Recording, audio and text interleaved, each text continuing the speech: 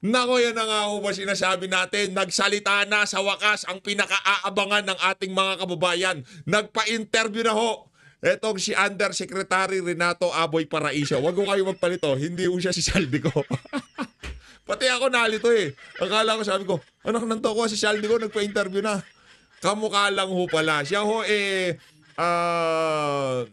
Deputy Executive Director of the Cybercrime Investigation and Coordinating Center. Kaugnay ho ito doon sa itinalakay nitong si Senator Risa Hontiveros, yung mga pinagsalita niya ng mga magulang na di umano nagamit yung larawan ng kanilang mga anak sa mga malalaswang content. Kaya naman, mamaya ho, papasadahan ho natin ng mabilisan. Hindi ho si Saldi ko yan. Nagulat ako, sabi ko, nagsalita na ba? Siya nga ba? Nagsalita na? Totoo nga ba? Siya na ba to?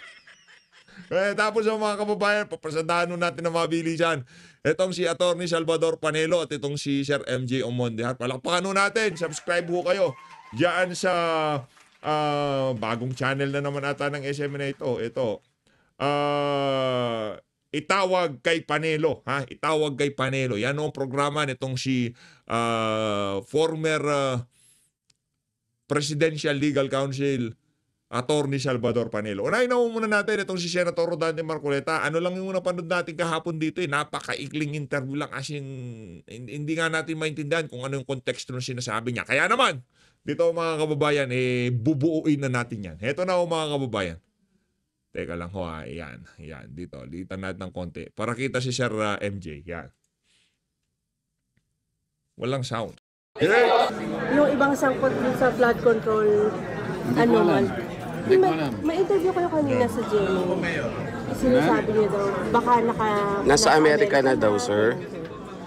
Hindi naman ibig sabihin lumabas dahil doon. Merong nandyan sa ibang bansa. Malay mo, baka umuwi naman sila. Hindi ko naman sinabi na nagtago o siyang tumakas. Hindi. Kasi sa informasyon na inahanap nga kung present sila, may nagsasabing nasa ibang bansa. Yun lang. Pero may commitment sila sa iyo, sir, na uuwi sila kapag pinatawag nyo na po sa Blue Ribbon? Hindi, wala kaming makita kasi nasa ibang bansa. So hindi namin malaman kung ano isasagot na. Pero may representative sila. Ang problema lang, may capacity ba na i-represent naman sila, lalo na sa mga tanong na very crucial. Correct. So, maaari namin silang ipa-aresto eventually. Mga dalawa na lang naman yan tayo. Sir, sino yun? DPWH or contractors? Sa panig ng mga contractors. Inaabangan ko dito, alam nyo mga kababayan, yung tipong pagka kasi itong si Sean Marcoleta di ho talaga mahilig mang kontepto eh. Hindi ho to ala Paduano, naiintindihan ko siya doon eh. Naiintindihan ko siya doon sa punto na yon na talagang etong mama na to napakahaba ng pasensya. Kahit na doon tinalaka yung hearing dyan sa yung ABS-CBN, hindi ho talaga siya yung tipong kagay happy trigger sa pagkokontep, hindi ho siya ganun. Reasonabling tao, mahaba pasensya, pero pagka ito napuno, nanginginit ako na ho sa susunod na hearing. May kalalagyan itong mga kontraktor na to. Gusto ko talaga makontempt yung mga kontraktor. Kasi pagka nasa kustudiya na sila ng Senado, yan sinasabi ko. Magkakaalaman na tayo. Magkakaroon na tayo yung kung tawagin heart to heart talk. Diba? Magkakaroon na ng heart to heart talk. Magkakaalaman ho kasi ang natin dito, problema ho talaga natin. Baka maunahan ang mga senador na makapangontempt yung mga congressman sa House of Representatives. Pagka naunang nag-contempt yung mga taga-House of Representatives, syempre nasa custody na nila yung mga resource person na yan. Pagka inimbitahan sa Senado, pakikiusap. O pagka pinakiusap na, pagkatapos yung pinadalo sa hearing, balik na sila sa House of Representatives. Ika nga yung Agent Morales ang datingan. Yung papasukin ka ng mga senador tapos meron namang ibang tao doon. Higa nga merong saksi kung ano mga pag-uusapan. Merong ikatlong tao doon na magsasabi na kung sakaring magkabistuhan o kung ano mang mangyari dyan. Di niya ba sinabi yun? Di ba sinabi niya yun? Okay, videohan nyo na para sigurado. Paaminin nyo na kung sino yung mga boss nila. Imposibleng wala silang kilala sa DPWH. Di ba? Imposible yung mga taga-DPWH, sila lang yan. Wala silang kilalang congressman. Kaya naman. Dalawa, sir. Yung Parang hindi pa yung isa sumisipot. dumating na yung ano na lang. Kaya lang, may mga procedure kasi tayo. Kailangan show cause order. Pagka hindi naman niya serve yun.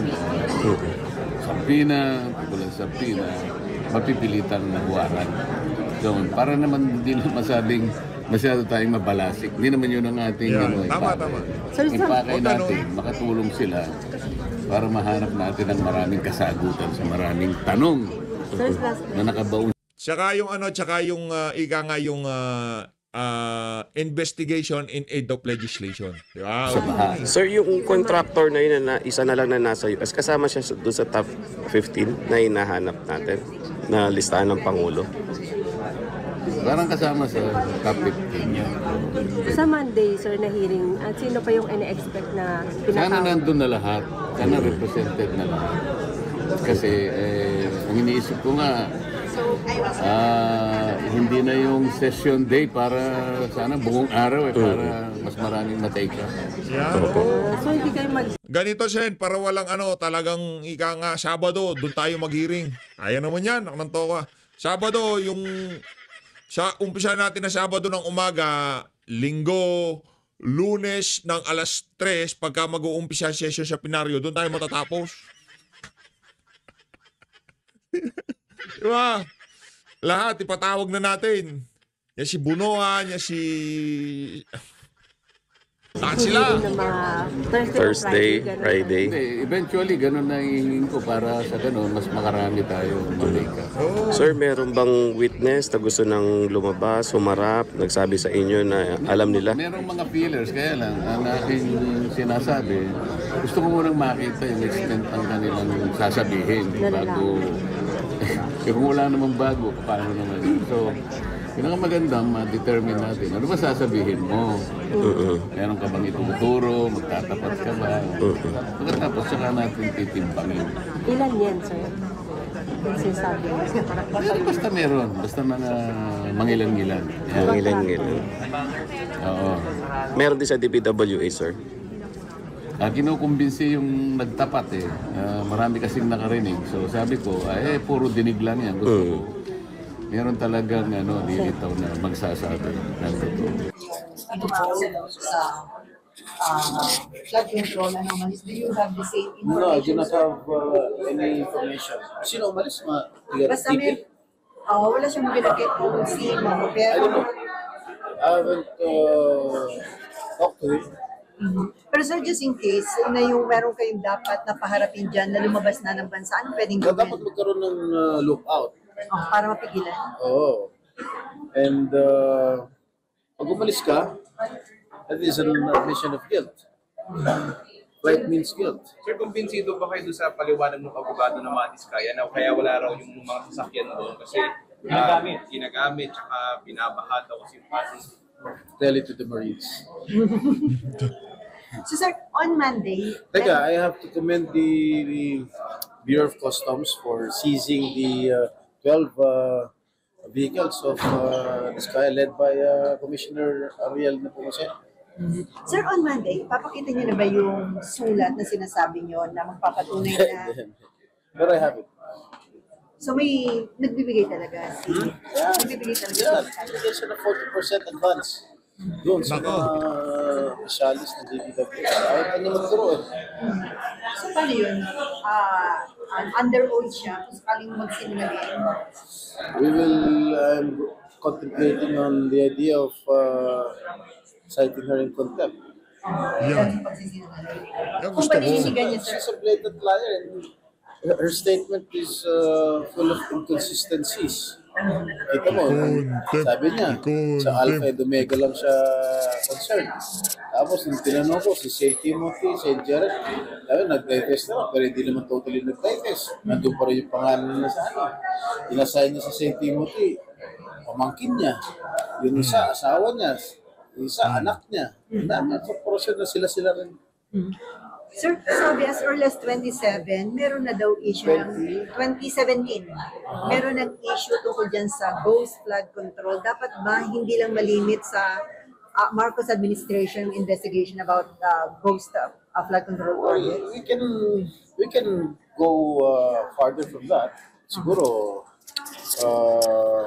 kailan talaga nagsimula itong mga ghost projects nito or yung mga substandard projects nito. Kung talagang meron panahon ng previous administration, siguro si Senator Martin answer. So sir, sabi ni Baste, baka daw sarsuela lang itong investigation. Do you think may kahinat na? Of course, may kahit na. Of course, meron naman marami. As long as merong, palagay ko meron ng sisingaw dyan, meron mag-i-isip forward dyan. Wala pa lumalapit sa inyo, sir? Ewan ko kay Senator Marcoleta. Hindi ko alam. Kay Senator Yun eh. Siyempre, yung sila Senator Jingo Estrada, ano yan, veterano na yan, batikan na yan pagdating sa ganyang klaseng usapin. Dito tayo, sinabunhon, itong si Atty. Salvador Panelo, itong si Marcos Jr. Ang hirap mong ipagtanggol. Okay. No, alam po ninyo, alam na natin na talagang ang intensyon para ilagay mo dyan si Rimulya, kasuhan si BP Sara. Gusto nilang pilayin ito, gusto nila ipakulong ito, gusto nila i-convict ito para hindi na makatakbo ito sa 2028. Yan talaga ang plano. Tingnan mo yung Judicial Bar Council, makinig po kayo, mga miyembro ng Judicial Bar Council, ba't nyo naman in-interview pa? Akala ko ba, sa regla, sa rules, pag merong kaso sa ito talaga yung mga salita talaga nitong si Atty. Salvador Panelo, malulupitan ho. Sa regla. Ombudsman, hindi bibigyan ng clearance. Madi-disqualify ka. Sinabi nyo, wala pang clearance. Bakit in-interview nyo pa? Kung walang clearance kasi, you are disqualified to be a nominee. So, yung mga qualified, padadaanin sa mga interview sa Judicial Bar Council, tapos sila magre-recommenda sa kanilang shortlist kung sino pumasa sa kanila. Disqualified nga ito dahil may kaso pa. May kaso sa ombudsman. Kung ano-anong mga ginagawa nilang dahilan. Kaya siya daw i-dismiss ng ombudsman. Kasi may bago silang pinalitan nila si Castillo ng ombudsman. Kumuha sila nitong Vargas na magiging acting ombudsman. At ang balita nga, itong si Vargas, i-dismiss ang kaso. Nako. At napatunayan, hindi naman itinatanggi ni Rimulya na yung asawa ni Vargas, acting ombudsman, ay kaklase niya. Kaya dapat hindi si Vargas ang mag-resolve nung kaso ni Rimulya sapagkat may conflict of interest. Bakit hindi siya nag-recuse? Masyadong maliwanag, nagkukutsabaan kayo lahat para may pasok niyo si Rimulya. Kaya dapat hindi nyo ipagpilitan si Rimulya, Mr. President. Talaga bang ikaw gusto mong sirain ang sarili mo? Ang hirap mong ipagtanggol. Kasi ikaw gumagawa mismo ng kalokohan mo. Kalokohan nila. Complicit ka tinotolerate mo sila Kaya gusto sinasabi sige, Atty. Panelo, ako ano ko to ilabas mo na lahat na nararamdaman mo. Alam ko matagal mo nang gustong ilabas yung mga kataga na yan, Atty. Panelo. Hindi, totoo lang matagal nang gustong ilabas niya, Atty. Panelo. Kung gusto man kita ipagtanggol dahil hanga ako sa tatay mo, paano ipagtatanggol sa ginagawa mo? Pinagpipilitan mo yan si Rimulya. Sapagkat si Rimulya, hindi naman yan papasok dyan kung hindi mo tinimbrehan yan na gusto mong ilagay dyan. Tigilan nyo na yan. Meron ka pang halos 3 taon pa o mga 2 taon mahigit upang makarecover ka para yung tatay mo maging proud sa'yo. Sayang ka. Bibilin, sayang ka. Kayo naman mga sa JBC, pwede ba? Itigil nyo na rin yan. At ikaw naman, Mr. Vargas, nakakaya ka naman kung di ka mag-recuse. Huwag ka nang pumasok dyan. Yung palang asawa mo kaklase ni Rimulya. Wala naman tumatanggi kung totoo o hindi. Ibig sabihin totoo dahil hindi nyo tinatanggi. So ibig sabihin, masyadong klaro. Kaya pwede ba? Tumigil na kayo. Huwag nyo nang hintayin ang hagupit ng taong bayan at kayo'y ikulong lahat. Opo, lalo na Attorney Sal. Ayun na nga mga kababayan, lilipat na ho tayo dito sa dito sa ito. Ito, dito tayo kay Soto. 1965 pa eh. Gang. Outdated na. Oo, 1965 pa. Meron pa nga doon sa batas na yun. Sinasabi Ano muna, kailangan mo nang magpapogi nitong si Soto. Kulang pa siguro yung pagpapapogi niya sa Senado, kaya dito ho tayo sa interview niya dito kay Ma'am Ali Soto at dito kay Ma'am isasubmit daw sa commission on appointments yung tatlo eh. Yung tatlong board members and 33 years lang. Pero ilang taon na yung mga board members na yan? 3 years lang dapat yan eh. Pero ano nangyayari? Nare-renew. Panahon pa ni Duterte lahat yun. Lahat sila Duterte appointee. Tapos nare-appoint lang dito kay President Marcos. ba't di pa tinanggal? Okay, Duterte appointee, bakit di pa tanggalin? Pwede naman sibakin yan eh. Bakit di sinibak? Bakit? Ngayon sinisisi doon sa mga ahensya, sinisisi kung sino-sino, sinisisi sa Duterte appointee, kesyo outdated na. Brad, yan ang dahilan kailanman hindi ka magiging presidente ng Pilipinas. Yang attitude mo na yan. Hindi yung kalidad kasi nito si Soto, hindi pang presidente. Pang-aso lang ho talaga. Nung pinag-uusapan namin ni President Marcos yan, hindi nga niya matandaan na kilala niya yung tatlong yun eh. Wala siya kilala. Napaka-obscure nung pick-up eh. Correct. Hindi natin Nakalaki pala ng nakalain. papel. Yeah, oo. Ang tindi pala ng papel nun, hindi natin alam, hindi natin namamalayan kasi napakaliit na Agency. attached sa SIAP, attached sa DTI. Oo. So, kailangan talagang pa rin yung investigasyon na gano'n para ayusin natin yung batas. Paguhin natin ang batas ng SIAP na yan, tapos paguhin din natin ng alam mo nung araw give credit where credit is due. I found out, pinaalam sa akin ni Lito Davidito na dating Executive Assistant Senator Tatati. Si Kit Tatat, nag-file pala nung araw ng bill na restructuring the DPWH. Okay. Pinag-aaralan ko ngayon at pwede kong i-bring up doon sa Blue Ribbon. So, yung legislation na investigation. Ano na ho yan? Ilang taon ka na ba sa Senado nag-aaral? 30 taon? Ilang taon na ba? Wala sinisipon pa tayo di ba? Senador na yan, nag-aaral na sa Senado. Hanggang ngayon, nag-aaral pa rin. Pumuti na lang buhok. Nag-aaral pa rin. Kasi ang nangyayari lang kasi, ang pananaw ng tao is, inquiry ito, tapos may mga nag-grandstanding dito. Di ba? Yan ang iniisip ng iba. Pero ang totoo nun, mahalaga yung pinag-uusapan nila papunta sa legislation na dapat ipasa. Ganun dapat. Kaya lang napupunta sa mga napupunta sa mga iskandal eh.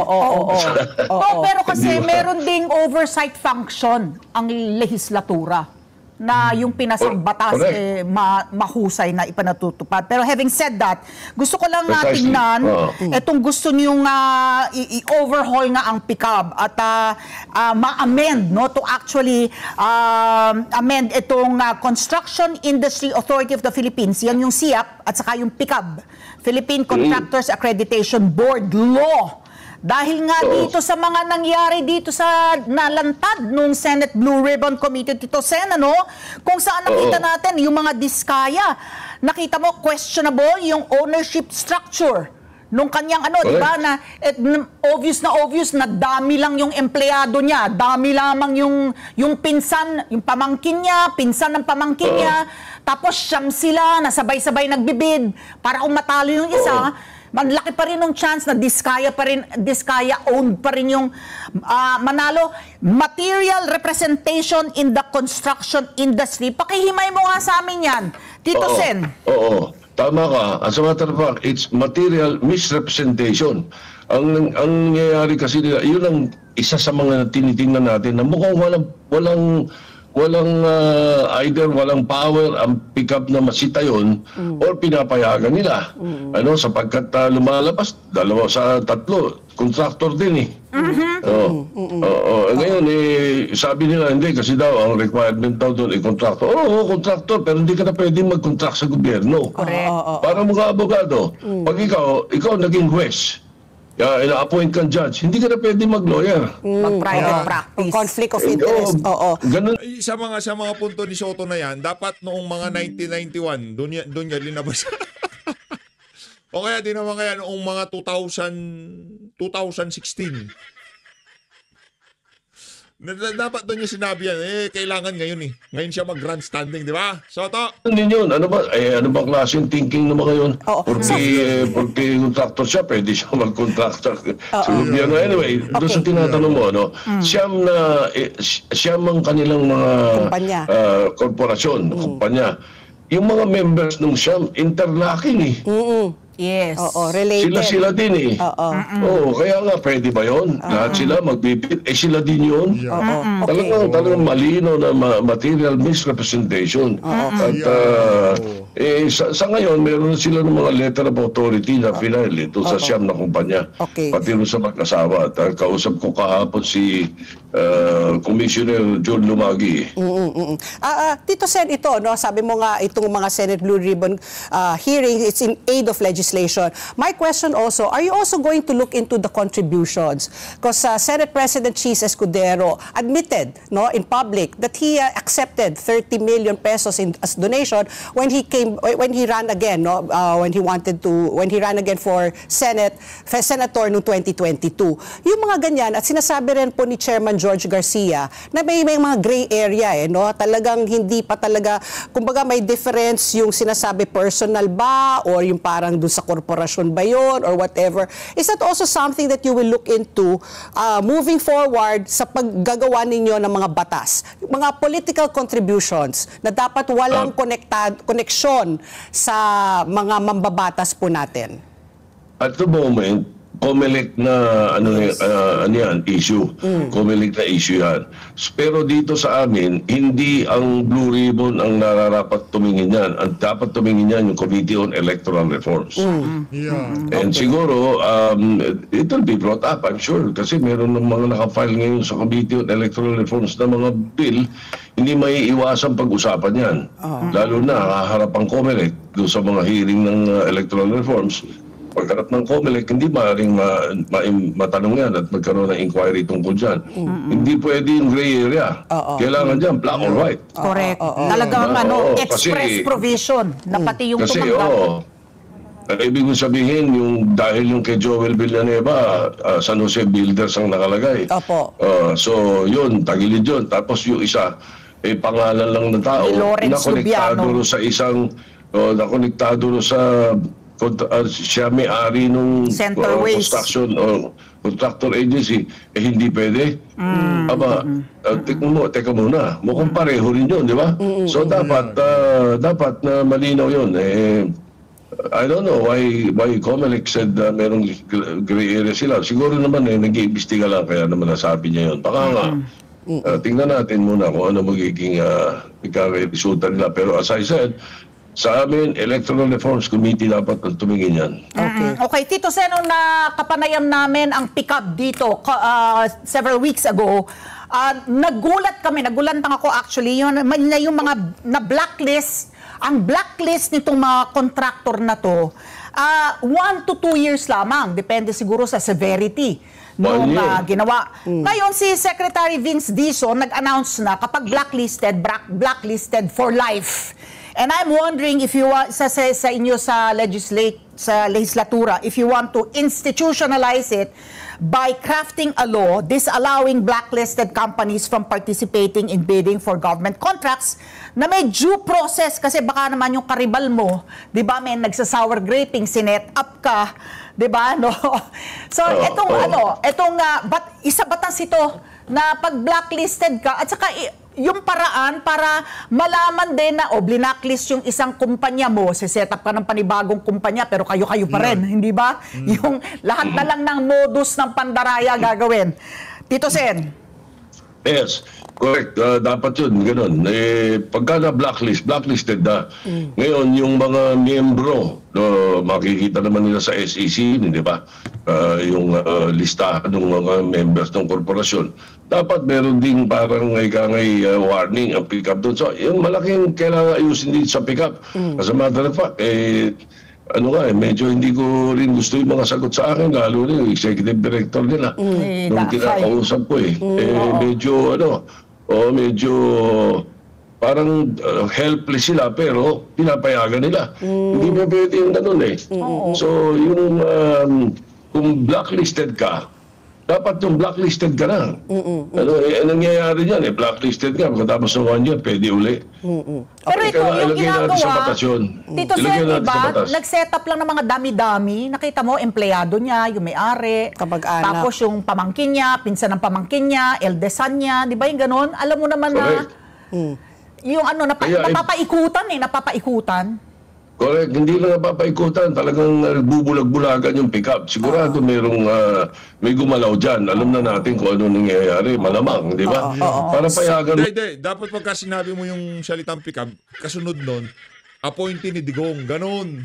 Para talagang solido ang atake, Brad. Para pagka narinig ni Marcos Jr. tong interview mo na to, talagang ramdam niya na, talaga ito susoto, aso ko to. Ganon yun. Ganon yun? At saka, naku, alam niyo ba kung ilan pala yung accredited ng pick-up? Ilan po? Sa buong, 45,000. Wow. Contractors. Wow, 45,000. Tapos 15 lang yung nakakopo ng ano.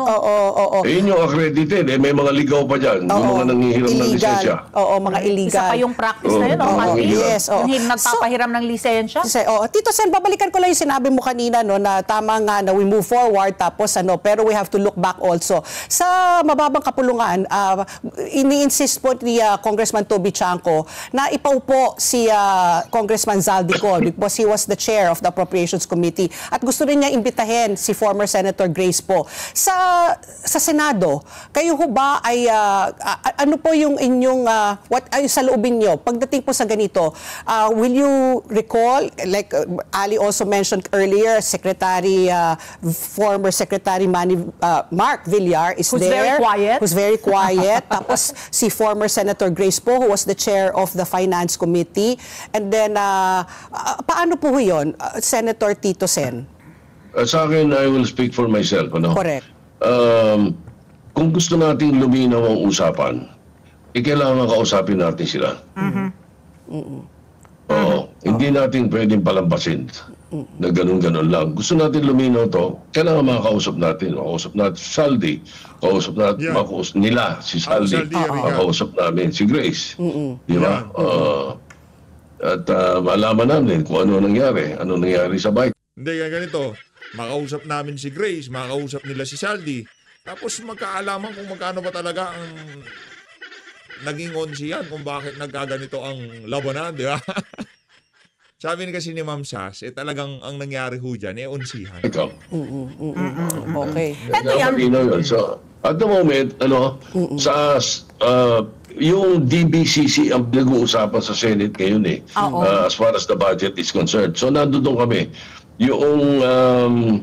Yung issue ng Congress na yan na gustong imbitahan yung mga dating legislators or incumbent legislators, nasa kanila ngayon yan. Sa amin, nandun pa lang kami sa Blue Ribbon na konektado doon sa mga flood control na mga ghost projects at flood control na palpak na projects at possibility of changing the law, creating the CHAP, the PICAP, di ba? Ganon.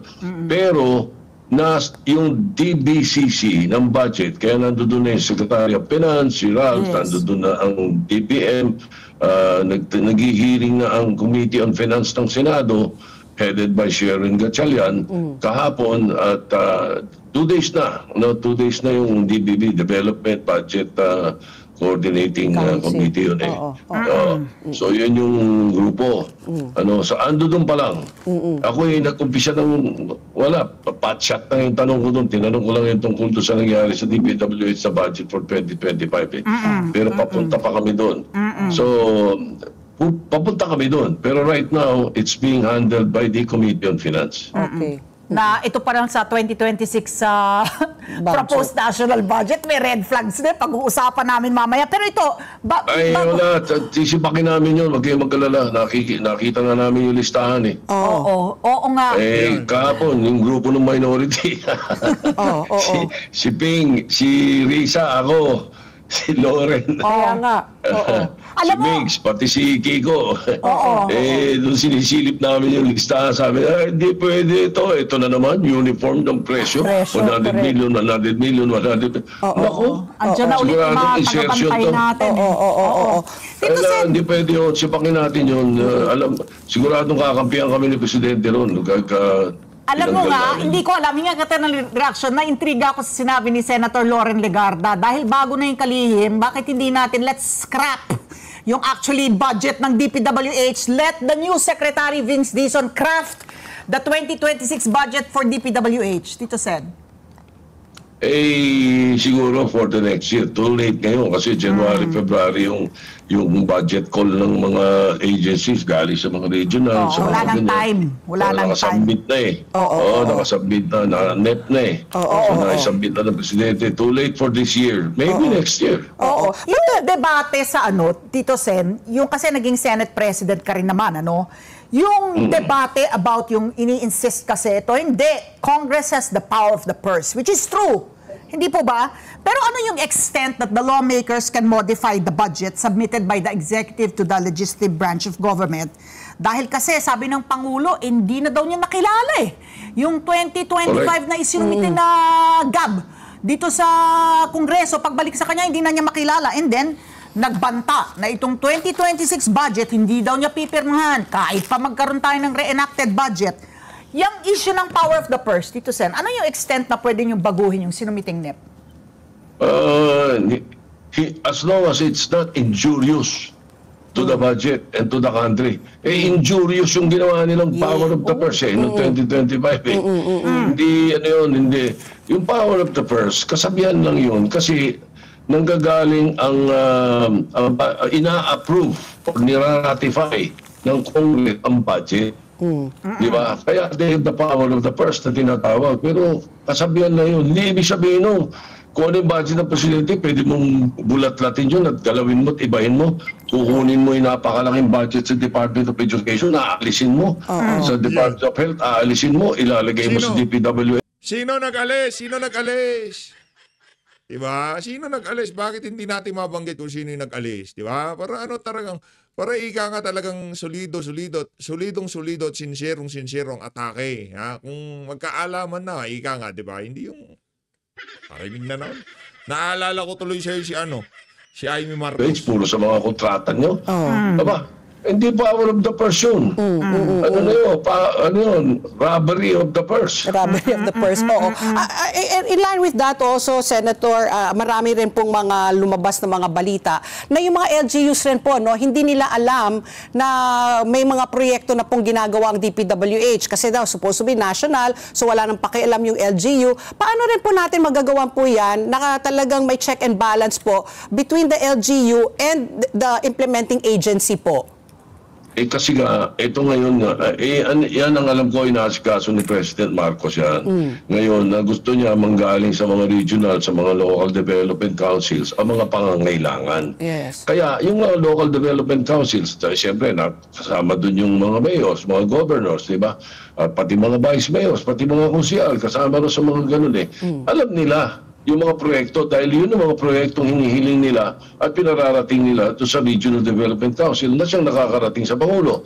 Pero ang nangyayari nga, yung mga distrito nang kikialam hindi alam ng mga mayor, ng mga distrito, di ba, lalo na sa probinsya, isang distrito, ilang municipality ang nasa loob. Meron. Di ba?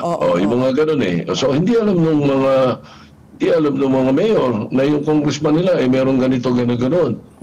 Mabigat pa rito, dito sa 2025 budget na to, tingnan natin yung mga nakaraan kung ganun din. May mga insertion ang mga congressman, hindi sa district nila. Correct. Wala sa distrito. Kaya may pass-through rate. Anong pakialam mo doon? Di ba? Bakit? Kaya talagang sasabihin ng mga mayor, anak na Chopa, wala namang, hindi namin na yun Hindi namin alam yan Talagang hindi nila alam Hindi alam ng congressman nila yun Ito, Tito Sen, linawin ko lang kasi yung binabanggit na kasi umamin yung Henry Alcantara ng First District of Bulacan na siya ay nagkakasino, no? Na ungkat yun at inamin niya yung kapabayaan niya, no? Na talaga he trusted his project engineers na supposed to be in-inspect, na tapos na yung project, kaya niya pinirmahan, kaya binayaran ng DPWH. Doon tayo dun sa pagsusugal ng government employees.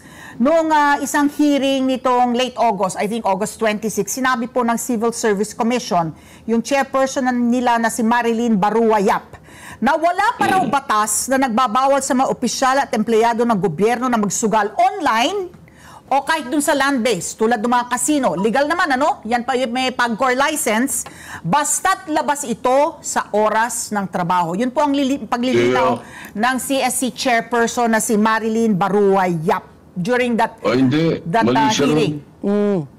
Mali siya ron na nakalimutan ko yung title nung batas tsaka yung provision na yan kalimutan ko lang, pero mali siya ron. Pinagbabawal yun. Basta sa loob ng Pilipinas, bawal ka. Basta government employee ka, parang may executive order yata siyang pumunta ka sa Macau, pumunta ka sa Las Vegas, pumunta ka sa Singapore, kung gusto mo, doon ka magsugal. Pwede ka, hindi bawal yun. Pero dito, bawal yun. As a matter of fact, pangit pa rin. Like for example, isang district engineer ka, na isang distrito sa Pilipinas, pupunta ka sa Macau, doon ka magsusugal. Magkano ba sweldo mo? Ano ka lang salary yung grade. Yung salary grade 19 Kasi papatalo ka ng salary grade 17 Paano ka nakakapagpatalo ng milyon-milyon sa casino? Correct, Di ibig sabihin nangungurakot ka, obvious naman yun. So, tidasag ko lang i-PS ka, ang only prohibition, ang tanging pagbabawal lang provided under executive order lamang daw, ikanya, issued a few years back, bawal ang government employees pumasok sa gambling establishments during office hours. Idagdag ko lang yon. So, meron pala. Hindi totoo yun. Okay. Tito Sen. Hindi totoo yun. Ito maghapon yan. Sinabi mo yan, checking ko yan. At sisitahin ko sila dyan. As a matter of fact, hindi lang yung government official ang nananagot Ang totoo niyan, doon sa pagkakabasa ko, Tito Sen. tiyagan mo. Government official, bawal Tito Sen. Ngayon sorry. Kung anong husay ni dating Pangulong Rodrigo Duterte, kung ano man ang humarap na problema sa kanya nung kapanahunan niya, talagang sinusolve niya. Atin na yan, anong problema, ganito yan, ganyan yan, di ba? Pero ito hindi. Siya pick up, appointee ni Digong yan, kasalanan ni Digong yan. As always, maraming salamat to sa pag-support sa PH Update. Mag-ingat ho kayo lahat, wag ho kayo magpabola, wag ho kayo magpabudol, lalo na doon sa mga nakapula. Mali natin ng Pilipinas.